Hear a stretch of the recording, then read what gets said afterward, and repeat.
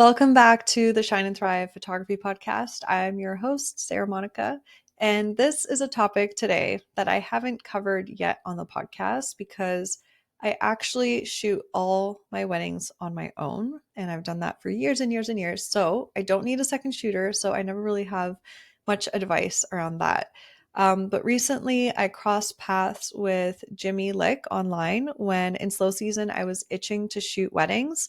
And I thought to myself, why not put myself out there to primary or second shoot weddings for other photographers in slow season when I actually have the time?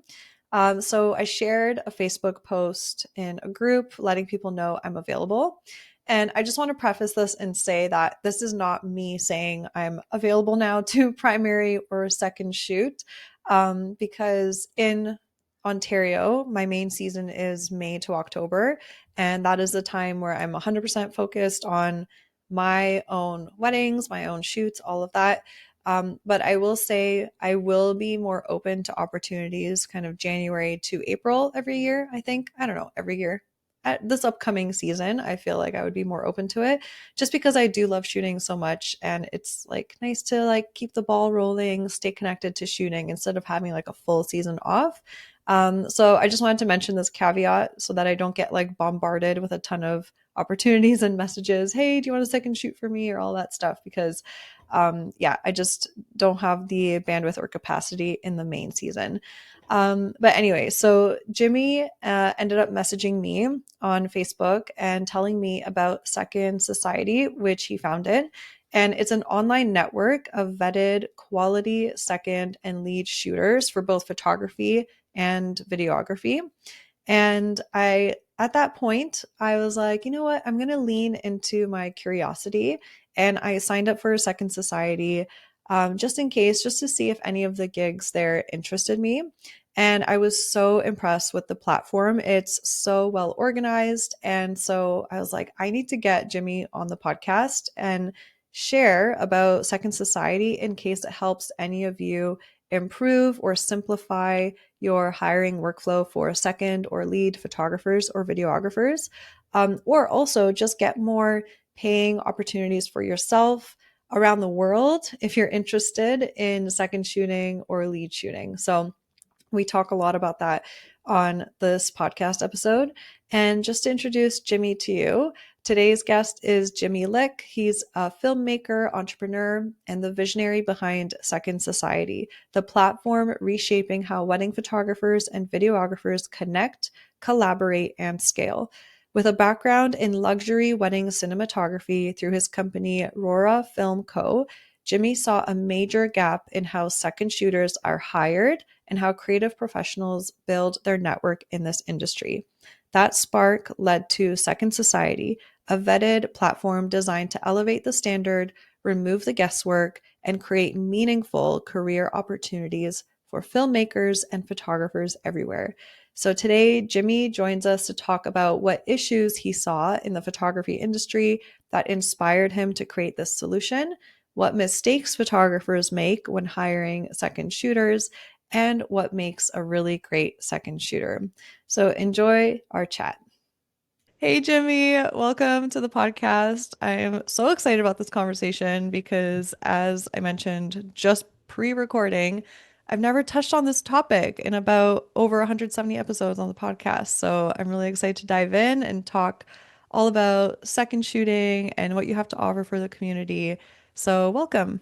Let's go. Thank you for having me, Sarah. I appreciate it. Should we tell the audience how long it took to get to this room right here? Yes. Oh my gosh. I think it's been This is a months month, in the making. 6 weeks or something, or Yeah. 2 months or something. Yeah, we've had like the universe kept redirecting us where we had some dates scheduled, and then of course my kid got sick, and then I don't remember the other reason. I There was think my something kids, else. yeah, kids Yeah. basically the problem, not the universe, just kids. Yeah, just kidding. Yeah. That's Yeah. So, it. but you know what? I feel really good and really energized today. So I think it was meant to be. Except Jimmy, Let's sorry, go. you don't feel energized because you guys, Jimmy Yeah, has a newborn. got a newborn. It's my second one, and yeah, I'm tired all the time. But we're Yeah. gonna go. I'm ready. Yeah. Yeah. Let's go. Awesome. Well, I would love to know just, I guess, just like high level, quick, just so people are like, who the heck is Jimmy? Like, Yeah. Who let is us he? know high level, like what your experience is with, documenting weddings. Please. And then we'll go into your amazing creation Second Society. So just like from a documentation standpoint of what service you offer, like let us know how long you've been Yeah. doing it and all of that. Awesome. Well, yeah, I am. My name is Jimmy Lick. I've been filming weddings full time for 10 years now. So reached the decade mark. And I think the reason why I'm on this podcast is because of a platform that I started back in 2021 during COVID, which is called Second Society. And I really wanted to change the game on how we find quality second shooters. Being in the industry, my wife was a second shooter with me for a few amount of years. I've had some terrible problems with second shooters in the past where they forgot to hit record during the ceremony, Mm, didn't know what they were doing, and so that's actually what led me to my wife. And then when my wife got pregnant with our first child, she was kind of backing out of weddings, and we had postponements from COVID and all this. And I just needed to find better second shooters that were at our level, that could handle the type of jobs that we were getting. We were getting into the luxury market. mhm. And so this idea of finding second shooters all throughout the United States and honestly throughout the world hadn't been made yet. And so I was like, you Yeah. know what if we were the ones? What if we tried to build a platform that could do that? And so here we are today, 3 years later, and yeah, still growing. Oh my gosh. Yeah, what if we are the like it isn't it so beautiful to find that like hole where it's like, wait a second, there's this huge problem in the industry and no one has solved it yet. It's like, Yeah. oh my gosh. And then I'm guessing you got so excited and energized to actually create the solution because you're like, we experienced the pain of Yep. not having the solution, so let's create something like that. So that's amazing. Yeah. So wait a Yeah. second. So that's a horror story to hear of like, someone that you've hired forgets hmm to do something as simple as press record. So what did it look like for you guys beforehand to, find second shooters? What was that process like for you guys before? Yeah, that's a great question. So, 2016, when I'm talking about the guy that forgot to hit record, I was hiring my friends, maybe really newbies, people that were just getting into weddings, really just whoever I knew in my network, that could hold a camera, and help me out. And it was right around that time, where I just felt like my business was growing. I forget what I was charging at the time. I think it was like maybe 3K, 4K, whatever. Hmm. And I was just like, I'm hiring people, and it's a good return on my investment, maybe a little bit, but I felt like I was doing a bad service for the couple hiring these people that didn't know what they were doing, and they were filming, the groom getting ready or whatever. And I just felt like I needed to change the trajectory of my business to where I was hiring more of a lead shooter in on the wedding day with me, Mm. which is really where I did the deep dive, found my who is now my wife, but she was shooting Oh, that's weddings. amazing. Yeah, This story. she was shooting full time, herself. I found one of her videos on Vimeo, and she just had a really similar style to mine. Mhm. And so I reached out, but long story short, it was just, kind of going after finding second shooters who really knew what they were doing, who could really handle it, and ultimately get you more creative shots that you were not capable of doing because you're kind of doing not the dirty work, but the work that needs to get done, Mhm. as a lead shooter. And Yeah. so I feel like that was one of the biggest things that changed the trajectory of our wedding business and allowed us to just get better and better weddings, get better and better shots, and create better stories. Yeah. And so when you, so it was after you met your wife that you created this, right? Second Second Society? Society Yeah. after. Yeah. Okay.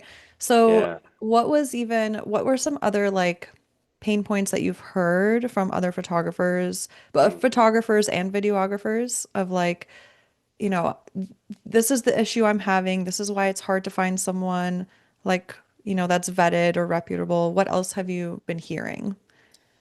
A lot of people are telling me that their seconds just don't take the same initiative that they do, where they're hiring people and they're usually there for themselves. A lot of stories that I've been hearing is just second shooters are there to get the shots that they need or get the experience that they need, Mm, and are really just, doing the bare minimum. I've heard countless stories of people, hiring second shooters and they look over during cocktail hour and they're just like kind of sitting down or grabbing a drink, yeah. not an alcoholic drink, but just a drink on the side. And you're like, hey, what are you doing? Like, go Mhm. shoot. You know what I mean? Like, you're on. It's weddings, right? So we're here to shoot the entire day. We're here to have a step forward approach where, you're always on the lookout for candid moments that are happening. You're pretty much always on the record trigger, uh, you know, in the video world. And same thing with photo.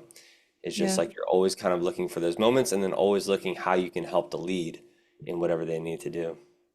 Oh my gosh, this is like bringing me way back because I've been shooting for 13 years now, Mhm. and I think it was in the first like 1 to 3 years, I was second shooting a ton for like a handful of specific photographers. I think I second shot like 47 weddings 1 year. Wow. And I remember like I don't know where this drive comes from within me, but whatever I do, I want to do it with excellence, with being detail oriented, with making sure that is surrounding me while I'm doing whatever I'm doing is like well taken care of. And I've always, when I was second shooting, I remember being like pretending like it was my wedding, like they were Yeah. my clients, and acting as if that photographer wasn't even there. Like every moment that's happening in front of me is fleeting. How is the photographer doing? Are they tired? Do they need some water? Do they need me to carry their bags? Like, why don't I just carry them without even asking? Because if I ask them another question, that could cut off their creativity. Like, I nerded out on like all these levels of like how I can best support. And then I remember, starting my own business and the feeling, the idea that okay, so this is industry standard. Everyone has a second shooter, so I'm just going to start also hiring second shooters for my own weddings. And that like you just described exactly what I remember experiencing is that Hmm. kind of like 50% here, 50% not. No, and not like this like sense of urgency. And I remember, and I think that is actually what caused me to even be like, why do I even have to hire someone else when I'm actually faster to get from this spot to that spot where I heard that moment happening. I was able to pre pre-feel that it was about to happen and go get that candid, then run Anticipate. over Yeah. here. Yeah.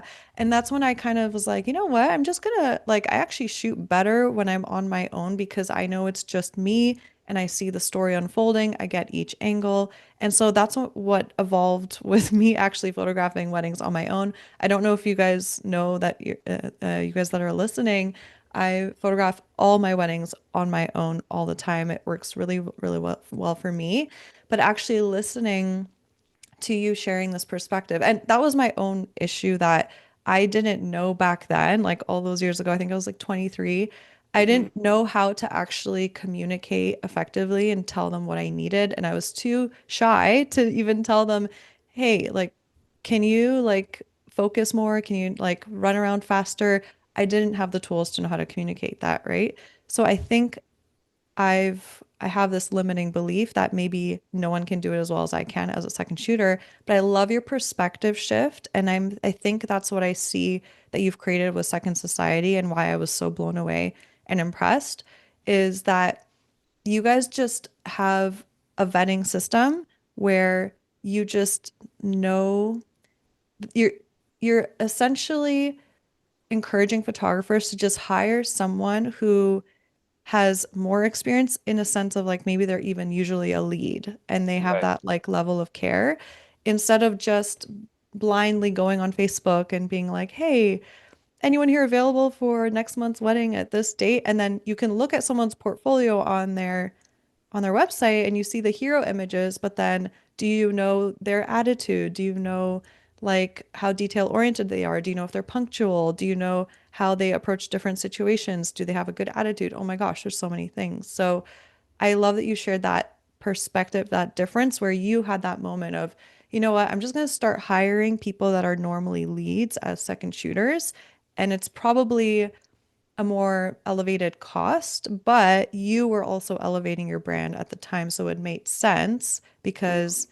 your profit margin stays the same essentially as you raise your rates, right? Right. Yeah.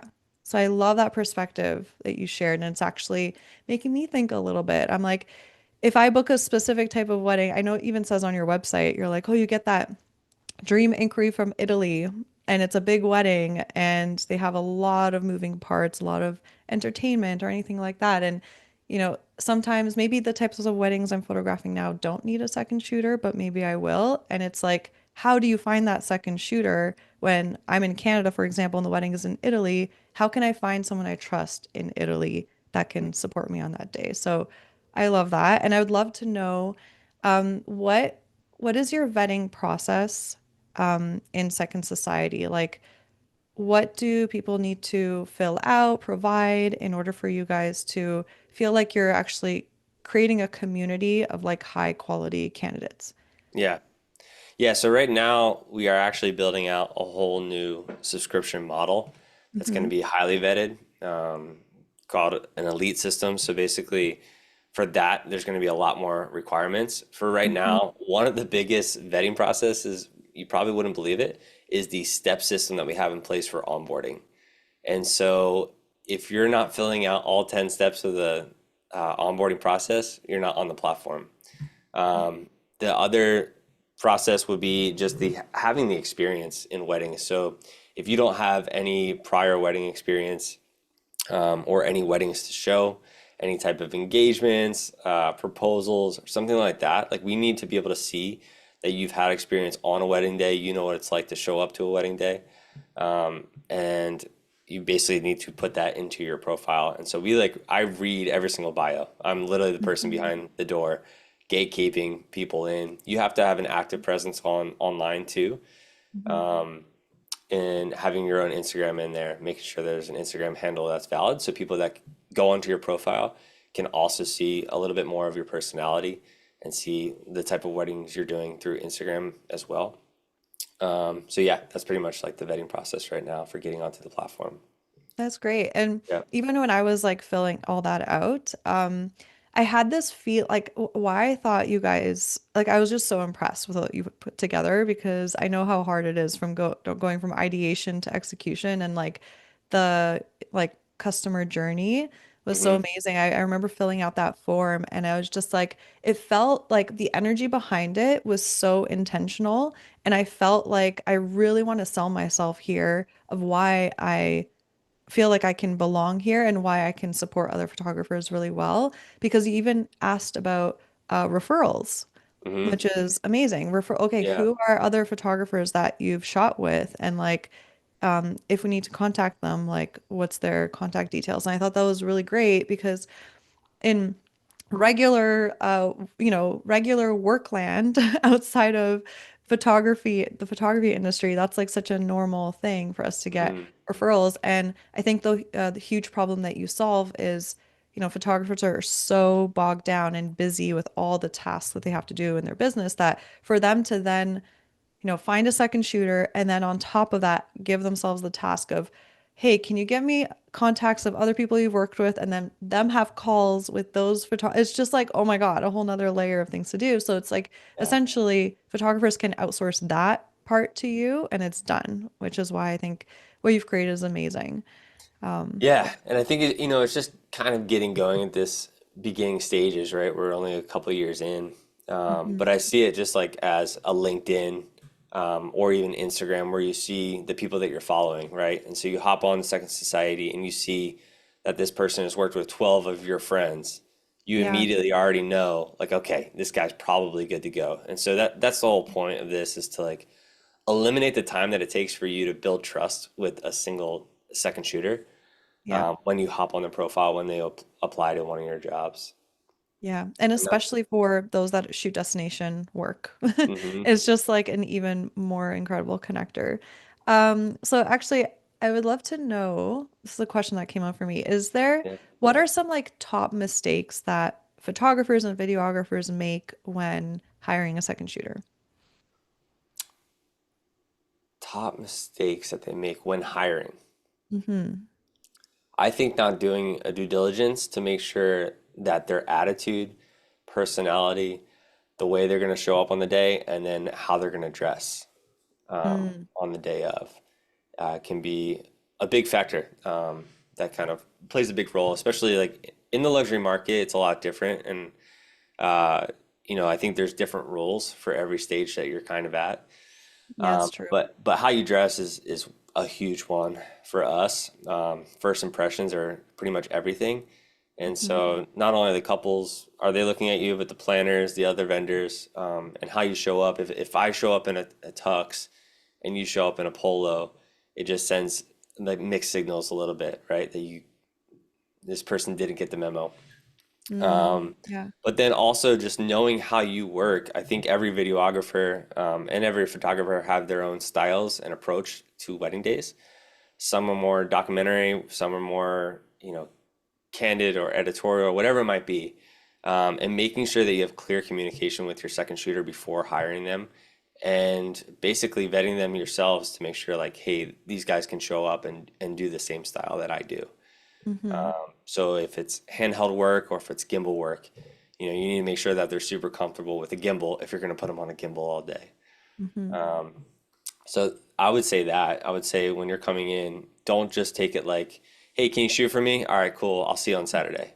Yeah. It's like going in and being like, hey, this is how I work. This is how I set up ceremony shots. Hmm. This is what I expect during speeches. Like, are you familiar with that type of setup?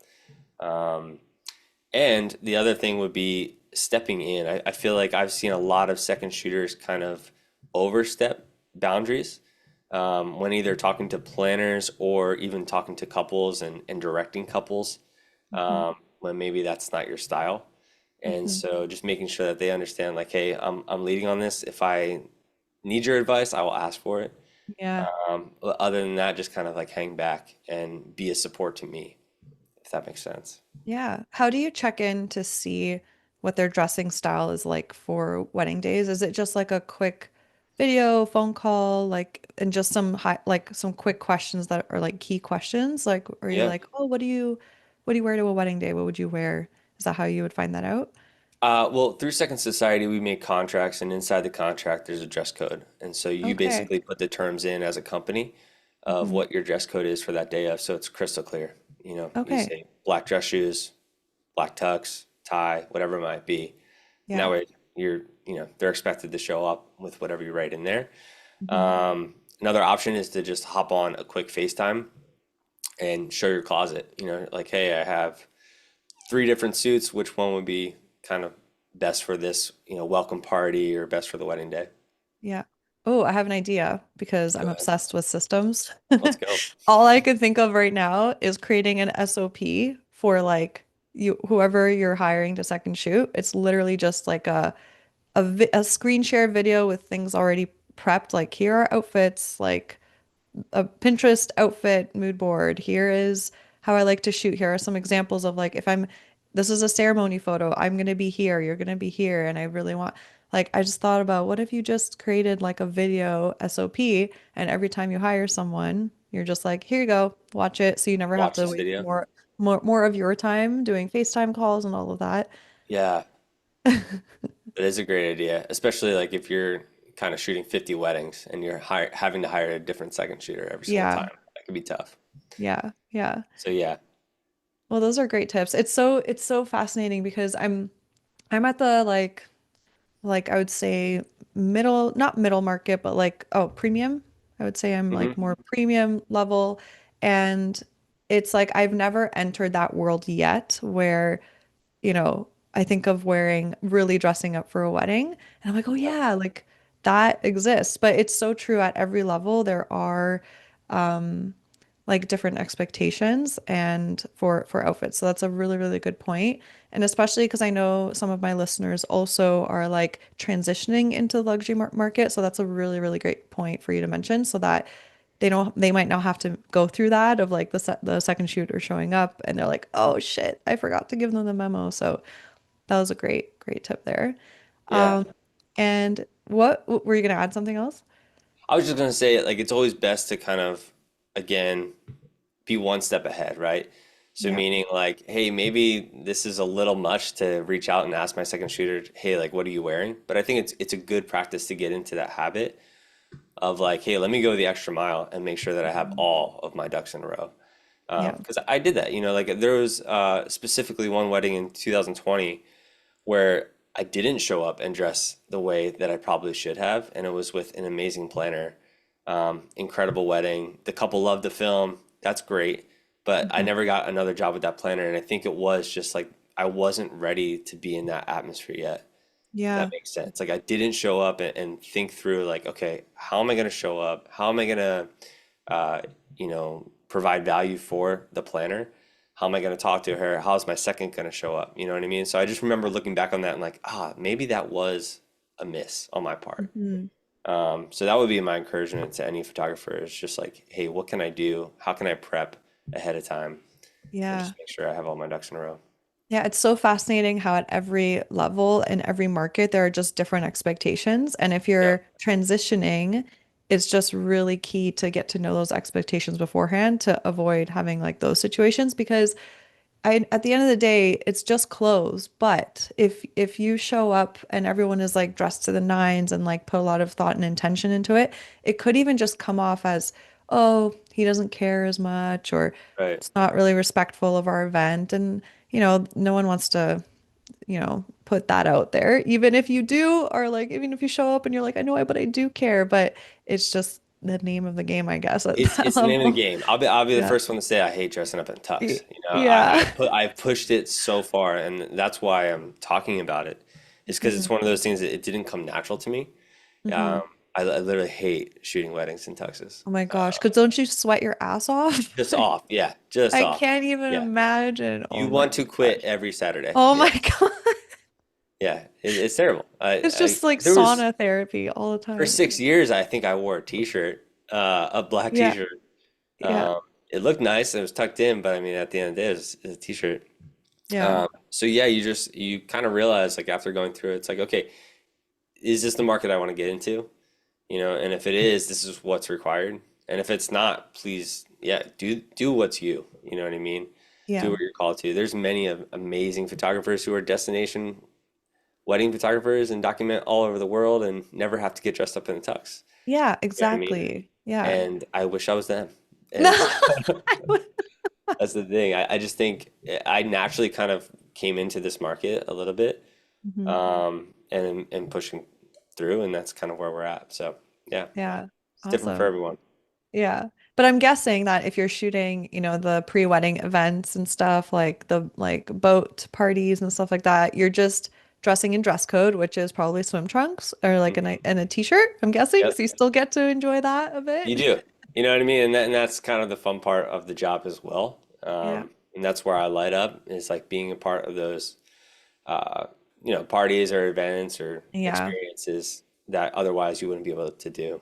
Yeah, same. I love those so much. I'm like, it just feels like when I have those like destination wedding experiences, and I photographed like a boat party the day before a wedding in Barbados on the Jolly Roger, which sank. Oh my Mhm. gosh, a Oh my while ago it goodness. sank, but it's gone. But it was like the most epic soca party where everyone was like dancing side to side. The whole boat was rocking so intensely, and like it was so much fun. I'm like, is this like real? Like I get paid to do this. It was amazing. So it's like yeah, it's like you take the little like shitty stuff, like Hmm. sweating in a tux, and you're just Yeah, like, just remember everything we get to do, like, and even if it's hard, right? so Uh, true. it's so So funny. true. I'll Yeah, sweat in a tux and then I'll be able to travel to Oregon with my family. You know what I mean? So exactly. like just trade-offs. Yeah. And do you have for those that are listening that maybe are a little more new and they have photographed weddings, but maybe they have 2, 3 years experience, and they really want to become a really great second shooter or a lead shooter for another company or photographer, what are some like what are some tips that you have for them that are top of mind for you? Sign up for Second Society. Yeah. That's tip number one. Yeah, Uh, seriously. That's like I didn't have this tool and this is just like a gold mine of like opportunity. Yeah. yeah. I would say so. Like I had who did I have? I had somebody I come in the city. Is it a mentor or mentee? A mentee? Someone who I under don't me? know. I don't know. Oh, a mentee. Mentee, Oh yeah, mentee. yeah, yeah, yeah. Mentee. Yeah, I had a mentee come in who moved across the country to San Diego, and was just like, "Hey man, I'm just getting started. You know, I had my wedding business in Minnesota, but being out here, I don't know anybody. I don't know the network, or whatever." And I was like, "Look, man, like apply to every single job on Second Society. You know what I mean? Like if it takes you to travel, just make sure that you obviously get paid to travel there and they're taking care of your costs, but do it for almost little and just start getting into the game. Yeah, You know what I mean? Reach out to photographers and say, hey, can I do a BTS shoot on engagements for you?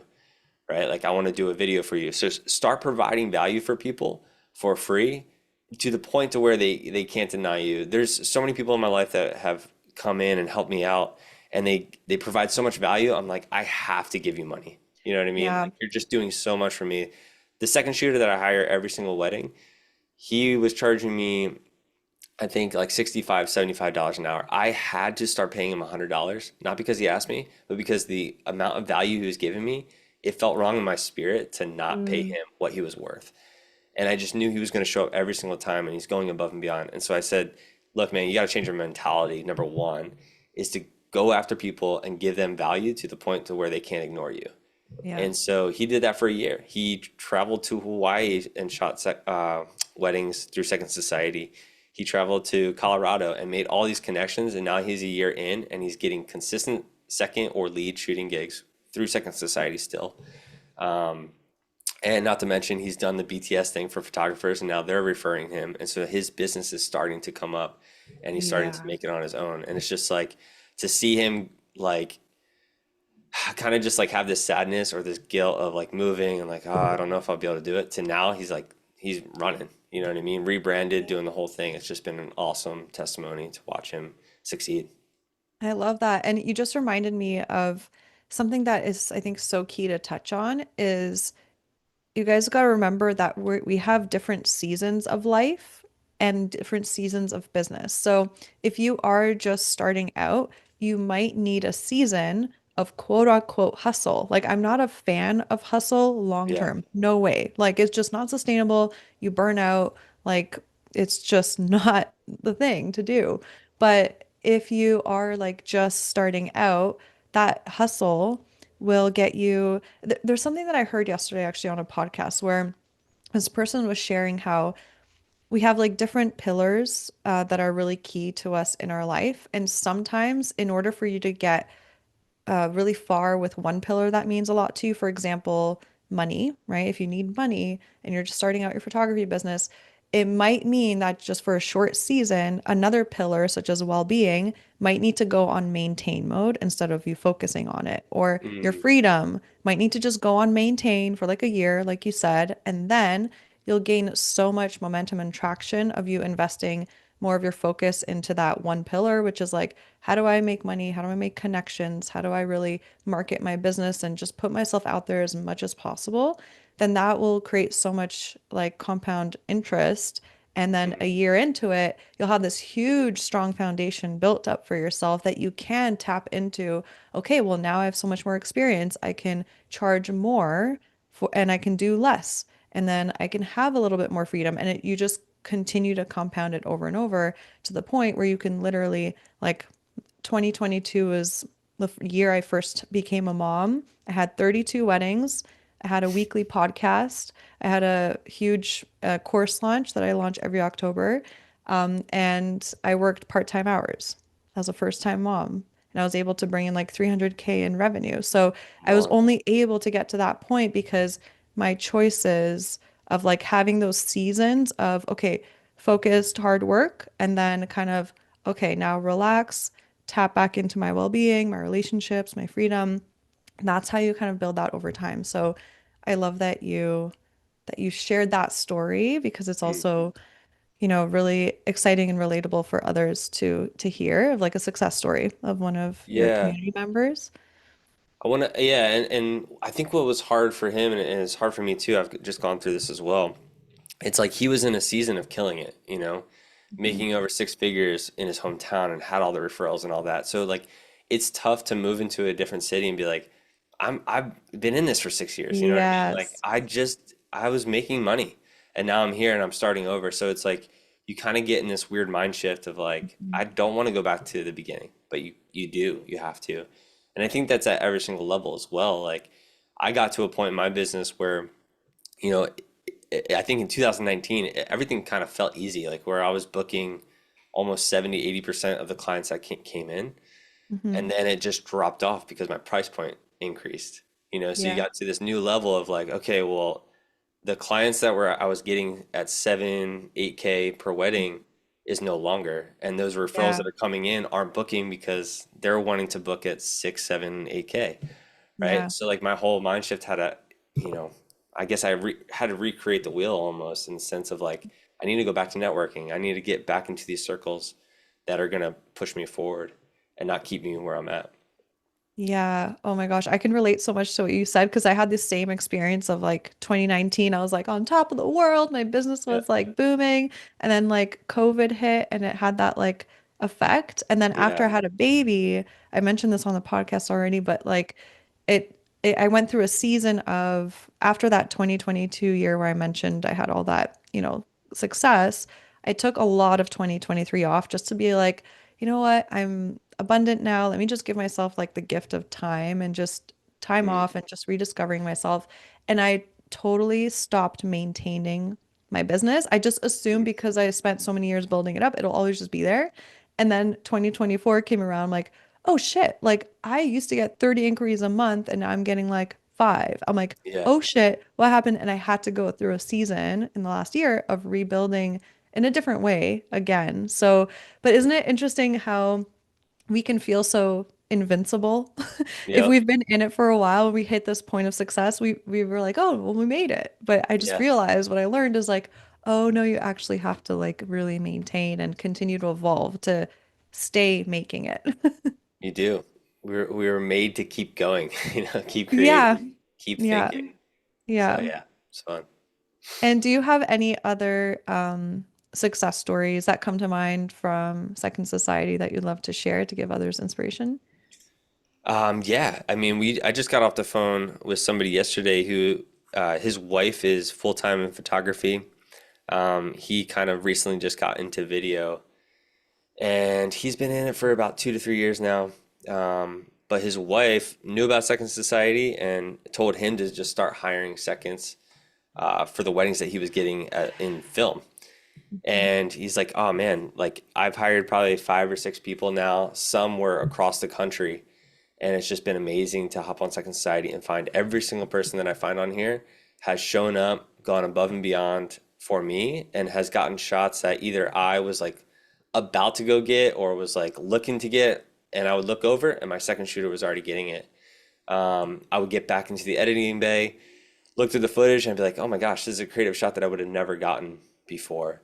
And so he was just like praising us, which was really awesome. He DM'd us and I was like, hey, can I hop on a call and just like hear your story? And so this is what he was telling us. And just it's been really cool for him to be able to partner as somebody who's new into videography to hire seconds that are more advanced than you, that have been in the industry longer. You're Mhm. getting experience with them. And that's the same Yeah. thing that I try to do as well, even at the level that I'm at, is hiring leads or people that are above and beyond me that have more creative eye. So it's really fun to get back in the editing bay and be like, oh crap, I would have never done That's that. so I true. would have Yeah. never shot that shot, and now I will. Yeah. You know what I mean? Yeah. So it was really cool. Yeah. Um, Similar story to me is I shot a wedding a couple months back, and one of my seconds was filming I guess, letter reading. And Hmm. so just the way that he was shooting the letter reading, the way the lighting was hitting inside the guy's room, like where they were getting ready, and just the emotion that was coming out of it because he chose to shoot it on I think it was like a 50 or 85 millimeter. Hmm. Normally, I'm on my like 28 to 45. And Yeah. so I shoot the same letter readings every single time. And this was just like a creative angle and it was different. And just the framing and the way like he started crying, like all the emotion was right there on the eye. And it was like, I'm going to shoot letter readings from now on. Yeah, that way. And so, yeah, that's my philosophy. I'm always going to stick to it of like hiring seconds for your advantage in the Mhm. sense that, yeah, it's going to cost you more money, but you're investing in the creative just eye that you're going to get from them, and they're going to be able to show you shots you would have never been able to do on your own. Because it's really easy to get stuck into wedding after wedding and just showing Mhm. up, doing the thing, doing it the same way that you've always done it.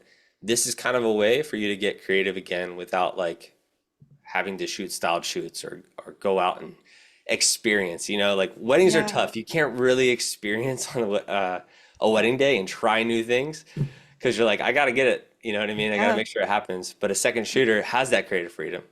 And so getting their footage back into the editing bay, you're able to like kind of like dive in a little bit more and dissect of like what they're doing.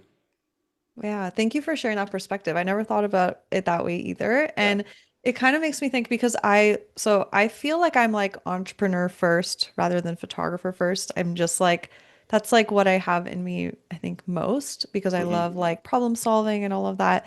And you know how if you go to like any other types of like business, like conventions, or if you're part of like a mastermind, Right. that whole like business and personal development world, when you hear be the dumbest person in the room, you just like blew my mind. I had a whole perspective shift on like, wait, I can be the dumbest photographer, not obviously not, but like at Yeah. the wedding, and I can like evolve that way too. And you just totally helped me even figure out how I can like leverage my time if I'm already there and Yeah. I'm already doing that and it's just something to think about. I still love shooting weddings on my own. I just get to like focus and be super present and I don't know, but it's something for me to like, think about and sit on a little bit because I never thought about it from those perspectives that you shared. So, yeah, thank you I for think it's sharing. I think it's a hack, and I think it in the sense that like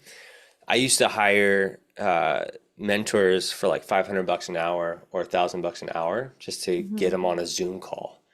But now you're hiring them for 1,000 bucks a day, and you get to hang out with them for 8 hours, Yeah. and you get to see them shoot, and you get to see how they think and how they approach a couple, Yep. and you get to see their photos on the back end of how you Yep. shot. So the value there is like incredibly, like 10 times more the value if you hire the right person, right? Totally. Yeah. So it's just something to think about. I love So, that. yeah, if Yeah. you can hire your mentor to second shoot for you and Yeah. pay them what they're worth, I think it's worth it. I remember there's this photographer in Spain that I love his work. His company name is People Producciones. And I remember back in 2017, I was like, I hired him for like a one-on-one mentoring call. We hung out over Zoom and I told him like my dream is to shoot a wedding in Spain and I'm like, it's so cool that you live there. And he's like, oh, well, if you want to come and just shoot with me, feel free. I'm like, wait, what? I'm like, yeah, I will like fly there just so I can shoot with you and observe you and like document it in that environment. And so I did, and it was like such an amazing experience, so worth it. And oh, it's so funny because actually my dream's coming true. I have a wedding in Spain this year in What? August. I'm Oh, like, that's awesome. yay. Yeah, full circle moment. So yeah, it's you guys, it's just so worth it. If you have that like inner excitement, inner feeling, sometimes we got to put logic aside of like logically, does it make sense to spend $1,500 on travel to go shoot for free for another photographer, But what Yeah. you can gain, the lessons, the like real life experience, the kinetic learning is like invaluable that you can take with you and apply it for so many years to come. So I love that advice. And is there anything else that you wanted to make sure to mention about Second Society, the community, the platform? Um, and yeah, before we finish our chat. No, I would just, highly encourage you to sign up. Please come on. We have an incredible community so far. I wish I could say I did all the work.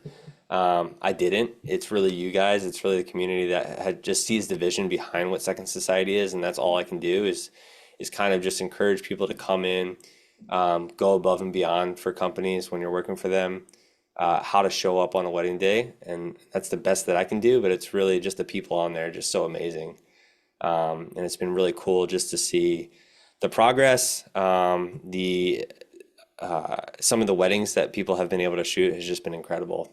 There's people that are brand new that are shooting weddings in Italy, which is really cool. They're Oh getting yeah, paid to that's travel out there and shoot these weddings, and it's like through the platform, which is really awesome. yeah, And we need more Canadians. So if we can get yeah. some more Canadians on there, let's do it.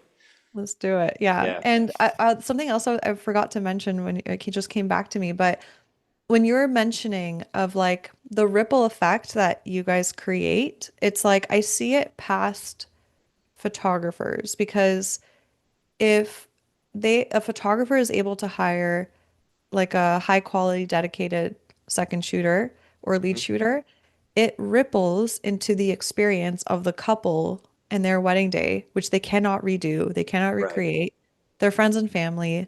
Like that is such a huge ripple effect, right? So true. So you guys go further than just the photog like you guys serve photographers and couples too, because they end up having a really great experience as well. So well done. Yeah. I love thinking about that impact piece too.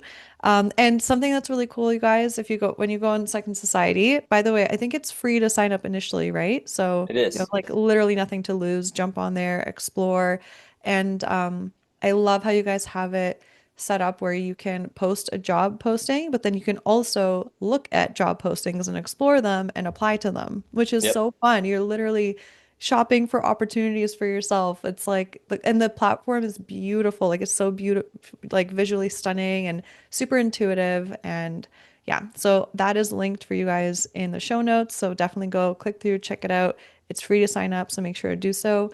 And Jimmy, where else can everybody connect with you? I know you also have a podcast, so let them know.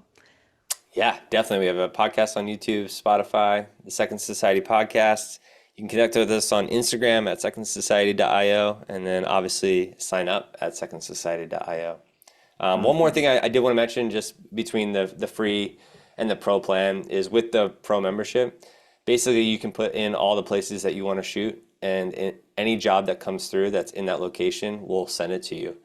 And so you never have to search the job board again, which is Oh, just a that's really cool great. feature.